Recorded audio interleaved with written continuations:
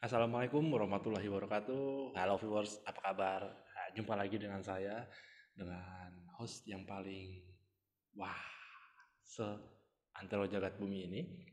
Nah, saya berdoa para viewers sekalian yang masih stay tune di channel saya dan berdoa semoga para viewers diberikan kemudahan dalam memperoleh rezeki, kemudian diberikan kemudahan dalam segala urusannya dan selalu sehat. Itu.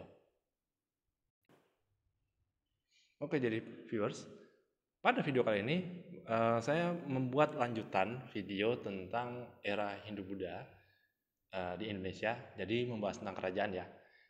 Kalau bagi para viewers yang belum nonton video-video saya sebelumnya, silakan nanti akan saya cantumkan linknya di atas dan sekaligus bantu saya, terus dukung saya untuk mengembangkan channel ini lebih baik lagi dari sebelumnya dengan cara like, comment, and subscribe. Oke, channel saya Denny Nugroho. Nah, oke. Pada kali ini kita membahas part ketiga dari era Hindu-Buddha. Dan tentunya ini videonya saya buat secara singkat saja. Saya buat secara singkat karena perihal waktu dan lain sebagainya. Jadi mungkin tidak semuanya saya bahas secara utuh karena ya kendalanya adalah waktu tentunya, dan sekaligus saya menggalakkan upaya tentang literasi ya. Jadi para viewers juga bisa mencari referensi-referensi lain mengenai kerajaan-kerajaan Hindu-Buddha ini, baik itu melalui channel YouTube maupun artikel-artikel internet di Google ataupun website-website sejarah yang ada. Itu. Oke, kita mulai aja deh. Kita mulai dari Kerajaan Majapahit. Nah, beberapa bagian kenapa kita membahas Majapahit ya, karena memang kerajaan ini secara narasi sejarah di Indonesia banyak sekali dibuat narasinya perihal perkembangannya. Jadi secara tidak langsung pula Indonesia itu berkembang kemudian mengambil narasi sejarahnya yang paling utama dari Majapahit. Perihal apa? Mulai dari Sumpah Palapa, Gajah Mada, dan lain sebagainya. Terlepas dari kontroversi ataupun sumber-sumber yang masih harus banyak dicari dan dikonfirmasi. Konfirmasi dalam artian apa? Diteliti maksudnya ya. Seperti itu. Oke. Kerajaan Majapahit mengakui agama Hindu-Buddha sebagai agama resmi, meskipun pemerintah Majapahit tetap menunjukkan sikap toleransinya terhadap perkembangan agama yang lain. Bahkan ketika akhir era Majapahit pada pemerintahan Hayam Wuruk, Islam itu sudah mulai berkembang di wilayah kerajaan Majapahit. Salah satunya di Bintoro Demak, itu kan. Ya, itu adalah gambarannya. Walaupun konteksnya Islam itu berkembangnya masih dalam konteks sifatnya dagang saja, belum kepada konteks penyebaran agamanya. Tapi untuk lebih detailnya nanti tunggu video selanjutnya dari saya ya. Jangan lupa untuk klik loncengnya ya, untuk nantikan notifikasi terbaru dari saya. Lanjut. Perkembangan seni budaya mendapat perhatian dari Kerajaan Majapahit. Salah satunya adalah berkembangnya karya sastra atau kitab-kitab yang tentunya mengarah kepada aspek historiografi tradisional. Mengapa? Karena kitab-kitab ini masih mengandalkan sumber dari istana. Jadi masih menggambarkan mayoritas kehidupan kerajaan lagi, kehidupan di lingkungan istana. Jadi belum banyak yang menggelar narasi tentang masyarakat biasa, walaupun memang ada, tapi kurang mendalam itu tentang apa yang ingin dituliskan.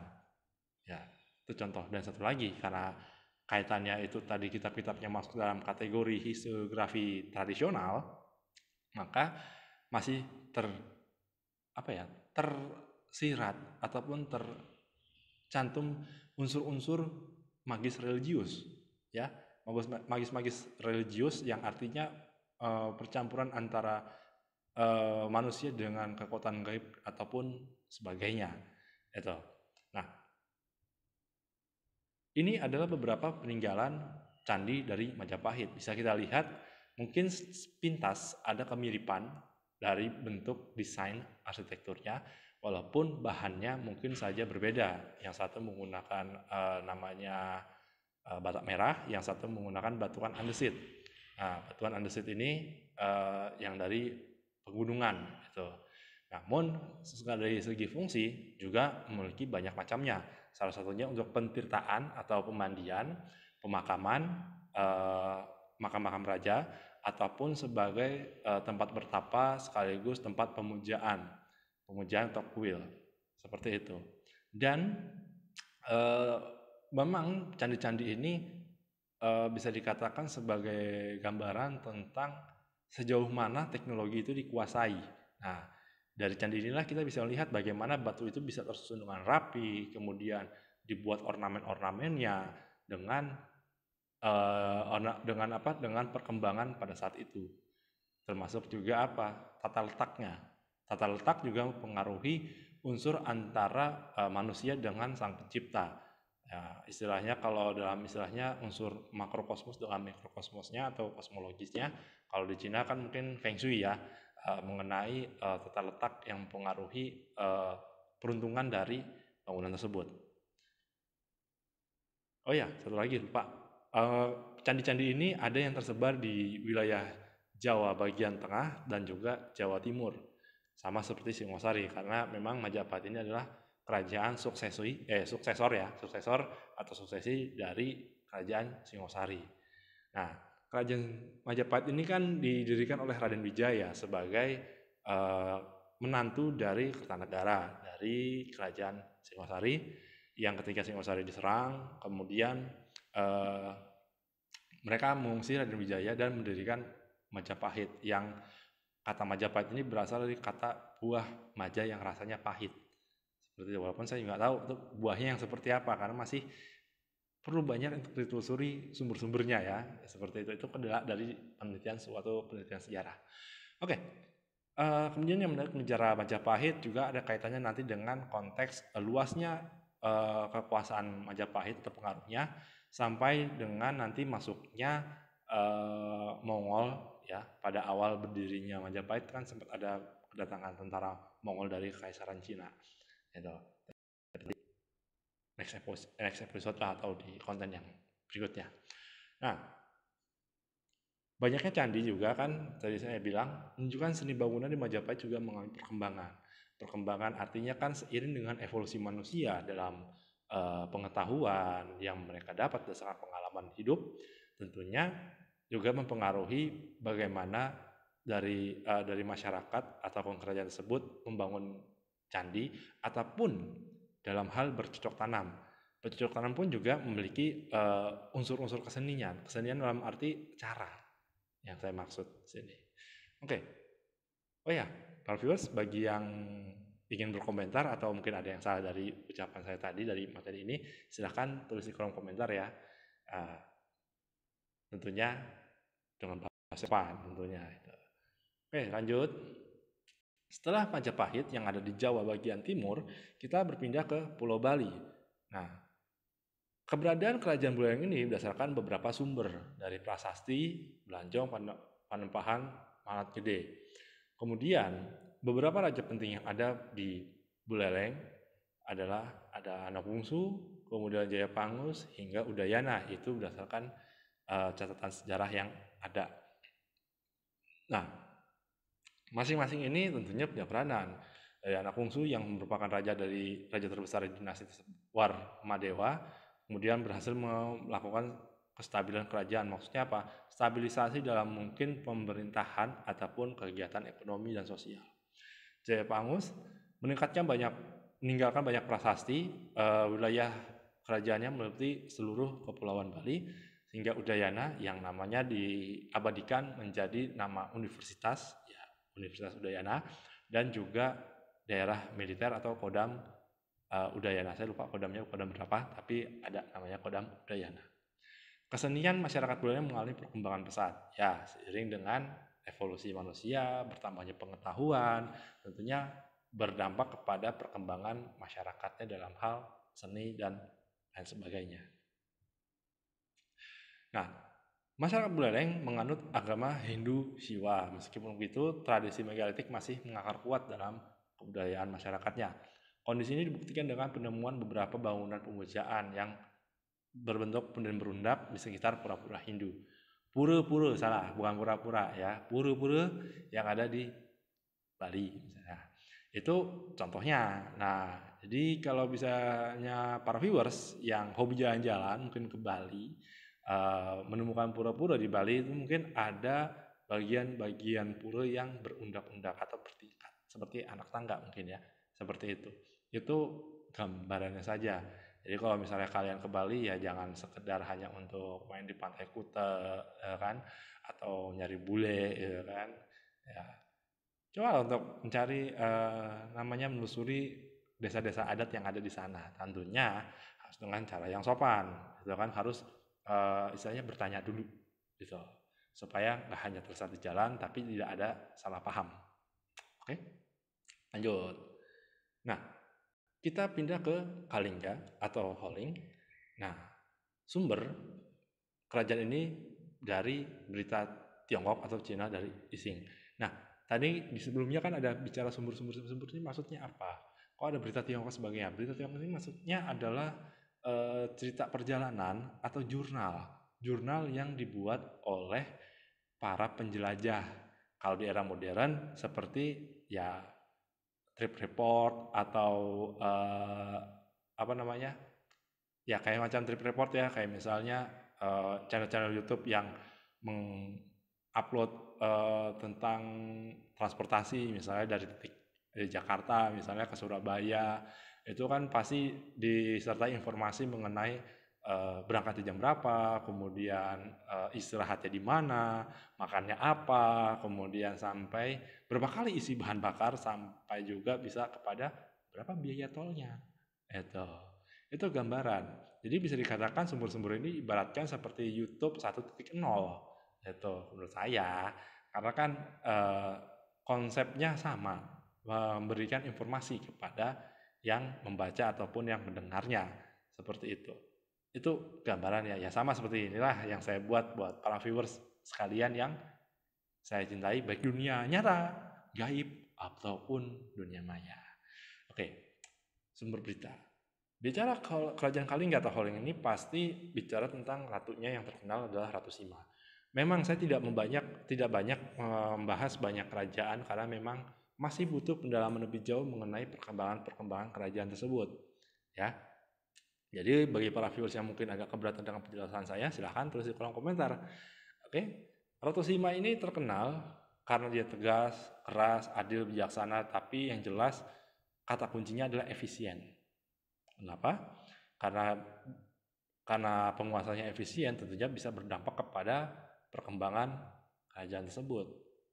Nah, salah satunya melarang rakyatnya untuk menyentuh dan mengambil barang bukan milik orang lain yang tentunya maksudnya tercecer di jalan. Kemudian memberikan hukuman yang berat bagi yang melanggar. Nah, kalau bicarain tadi yang poin yang pertama yang saya katakan mengenai melarang rakyat yang menyentuh dan mengambil barang bukan milik mereka yang terjadi di jalan, itu ibaratnya kayak kita lagi jalan kemudian nemu duit di jalan di bawah misalnya kan, nemu duit 50.000 atau 20.000 kan. Nah, pasti biasanya apa yang terjadi sih? Ya biasanya kan pada melihat sekitar, ada yang lihat ya, ada yang lihat ya. Nah, kemudian ambil deh, tahu deh buat apaan. Ada yang mungkin buat jajan ataupun masukin kotak amal, ya kembali lagi kita nggak tahu, karena mungkin kita nggak tahu jadinya apa yang kita lihat tuh ya jadi hak milik kita gitu kan. Itu contoh gambarannya. Tapi ya masih untung begitu. Coba kalau misalnya kita udah ngeliat duluan tiba-tiba orang yang lain ngambil kan tuh rasanya gimana gitu ya. Udah, berarti itu bukan rezeki kita namanya. Oke? Baik para viewers, berikutnya pada masa kejayaannya kerajaan Kalingga ini menjadi pusat dari agama Buddha di Jawa. Kemudian berkembang di Kalingga ajarannya adalah Buddha Hinayana. Jadi ajaran Buddha itu ada dua yang saya tahu, ada Mahayana dan Hinayana. Ya, kira-kira apa sih bedanya? Silahkan viewers tulis di kolom komentar. Kira-kira apa sih yang dimaksud dengan Buddha Hinayana dan Mahayana? Seorang pendeta Buddha dari Tiongkok bernama Huining berkunjung ke Kalingga untuk menerjemahkan sebuah naskah terkenal agama Buddha Hinayana dari bahasa Sanskerta, bahasa asli dari Buddha dan Hindu itu berasal. Ya, salah satunya dari Asia Selatan ya, entah itu India, Pakistan, Bangladesh hingga ke perbatasan Nepal ya. Seperti itu bahasanya hampir-hampir sama. Aksaranya maksudnya. Dalam bahasa Tiongkok, usaha tersebut dibantu oleh seorang pendeta Buddha dari Jawa bernama Janabhadra. Jadi pendeta dari Jawa ini ya karena dia bisa bahasa Sanskerta, kemudian menerjemahkannya mungkin secara lisan dan sebagainya. Kalau sekarang kan udah canggih, tinggal buka Google Translate, you can find anything gitu kan. You want translate anything ya itu udah canggih sekali gitu. Kemudian kita berpindah ke Sumatera, ke Sriwijaya FC. Nah, itu kan klub bolanya, ya kan. Nah, ini gambar sebelah kanan, kanan dari mata saya.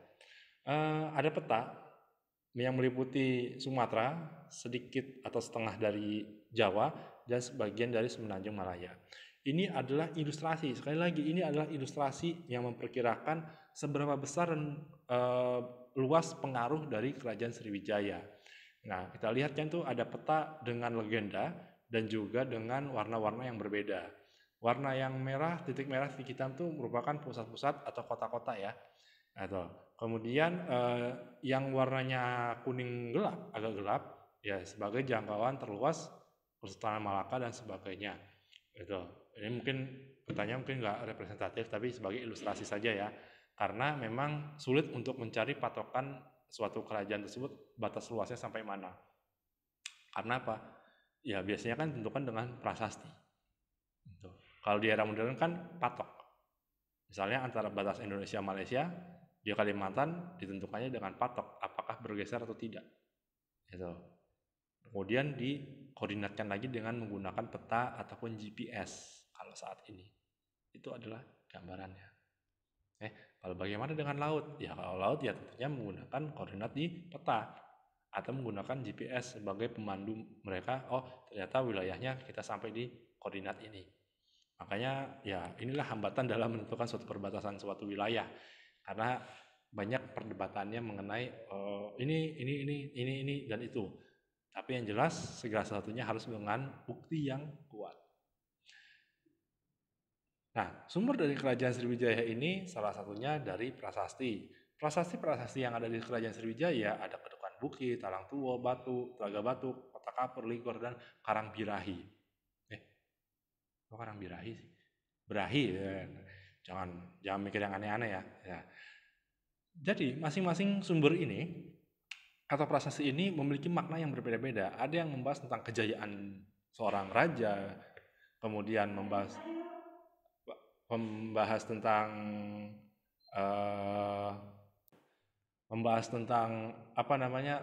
kutukan, kemudian membahas tentang kekuasaan raja, kebijaksanaan raja dan lain sebagainya. Kemudian selain prasasti bicara tentang berita dari Tiongkok lagi, yaitu jurnal ya. Selanjutnya menurut George Coates ya, menyatakan letak Kerajaan Sriwijaya berada di tepi Sungai Musi atau sekitar Bukit Siguntang dan Kota Palembang di Sumatera Selatan saat ini. Dari daerah ini Kerajaan Sriwijaya berkembang menjadi kerajaan maritim terbesar di Asia Tenggara. Kenapa? Karena mereka menggunakan sungai sebagai kunci. Mengapa sungai? Karena selain bermanfaat dalam segi mata pencarian atau mengairi pertanian, tapi juga sebagai transportasi sebagai transportasi publik dan juga sebagai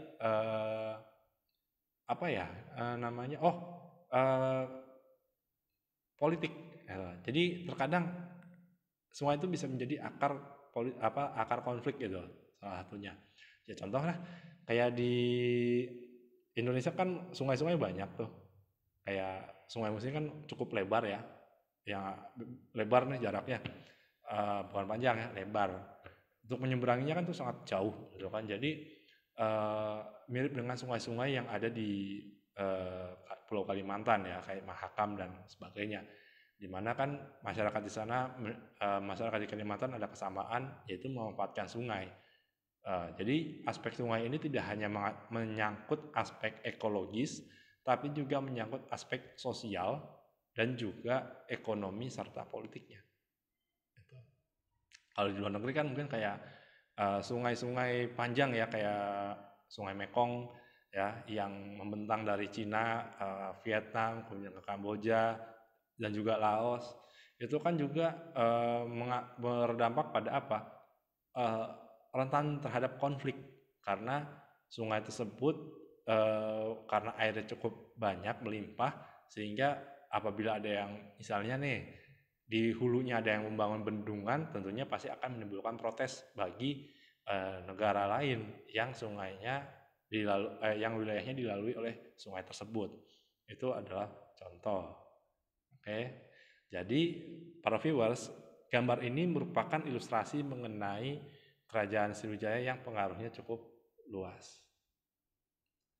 Pada kejayaannya berkembang sebagai kerajaan maritim yang memiliki pengaruh yang luas, seperti saya bilang, dan kondisi ini tidak terlepas dari letaknya yang strategis di jalur perdagangan internasional, sekaligus juga menjadikan Sriwijaya sebagai pusat perkembangan ajaran Buddha atau agama Buddha di Pulau Sumatera. Oke. Nah, janganlah melihat ke masa depan dengan mata buta. Masa yang lampau sangat berguna sebagai kaca penggala daripada masa yang akan datang. Itu kata-kata dari Bung Karno. Kutipan tersebut sebagai penutup ya dari part 3 ini. Semoga video ini bermanfaat dan tentunya jangan lupa untuk terus membaca, belajar, dan jangan lupa untuk jaga kesehatan dan jangan lupa untuk bahagia. Jangan lupa untuk like, comment, dan subscribe channel saya. Bantu saya untuk mengembangkan channel ini lebih baik ke depannya. Terima kasih. Wassalamualaikum warahmatullahi wabarakatuh dan I love you. Bye bye.